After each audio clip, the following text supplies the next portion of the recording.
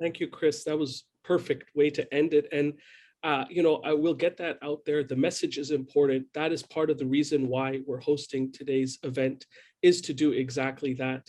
And how you ended it is the perfect segue for our next speaker, because selfless service, and I forgive me if I'm pronouncing this wrong, but Siwa is one of the most important aspects of the Sikh faith. And Jatinder Singh is the executive director of Khalsa Aid Canada. Sat Sri Akal, Jatinder. Khalsa Aid is an international NGO with the aim to provide humanitarian aid in disaster areas and civil conflict zones around the world.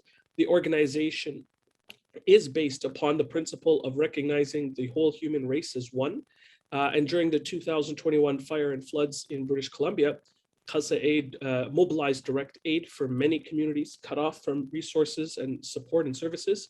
And their team of volunteers were on the ground and famously in the air with rented helicopters working to support those affected by those natural disasters. Jatinder, please. Thank you, Yusuf. It was really nice to meet you when you did come over. And before I start, I'd mention that I am on the traditional territories of the Lekwungen-speaking people, namely the Songhees, the Esquimalt, and the Saanich people. The last year has been extremely busy. We went from heat wave or the heat dome directly into the floods, it felt like. The one thing I realized very quickly was that the gurdwaras here, the Sikh places of worship, they're designed for this type of thing. So we had a lot of food, being prepared and delivered, and a lot of this was on an individual basis.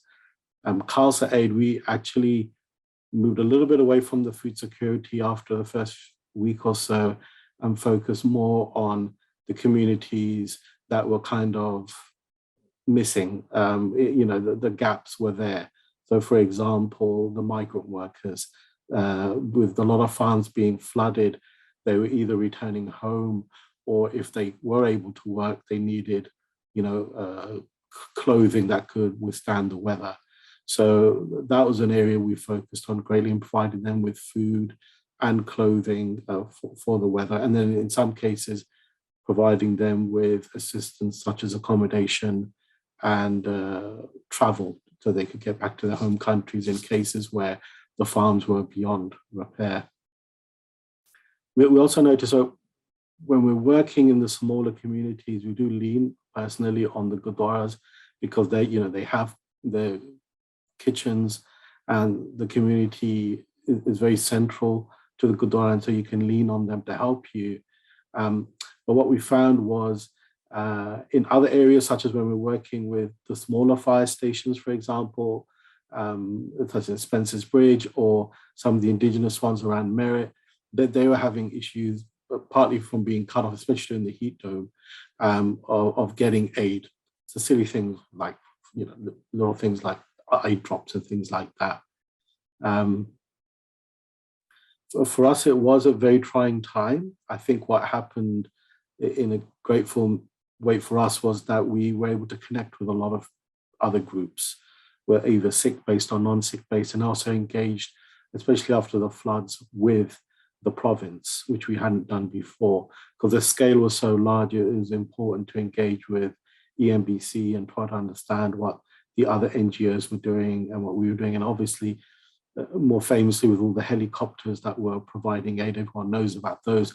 And for us, in fact, that's developed into a kind of a partnership with Helicopters Without Borders here in BC. And to this day, we're still providing aid, mostly to Indigenous communities that are cut off by road and need items.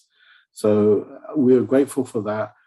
One thing, in a kind of more of a positive way, is realizing that we have gurdwaras where we can engage. We've actually started working with them to prepare them, working more at the municipal level. So, for example, in Victoria, we've engaged with one of the gurdwaras here, so they can kind of get MOUs in place and sign contracts and have their gurdwaras ready, that if there is an emergency, they've already talked to the municipality, and the municipality come in and set up tents and have them be kind of emergency centers for the community.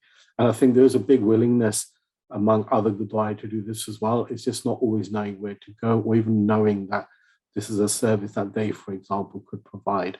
So I think better communication between the faith groups and the province and at the federal level, I think would make for a better response when it comes to these kind of emergencies. So we're already working, and despite it being very wet right now, we're still, we're working towards, the kind of forest fire season, and also working towards, whatever winter brings, so that we're ready much better than we were when it all hit before.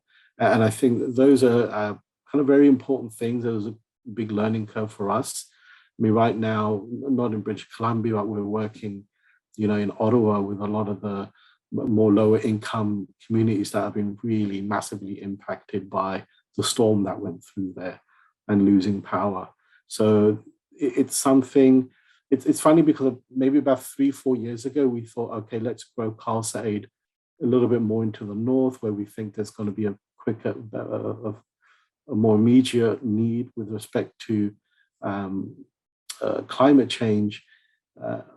But we found it's come all the way down to Vancouver, it's come to Ottawa, and it's come to all the large cities, and even though we were thinking about it, we weren't thinking about it being so quick and coming so quickly to the major cities. And that's something we're going to have to really consider. And I think for the province, it's going to be an investment, I guess, in infrastructure and preparedness all year round, I believe, in being ready for these events.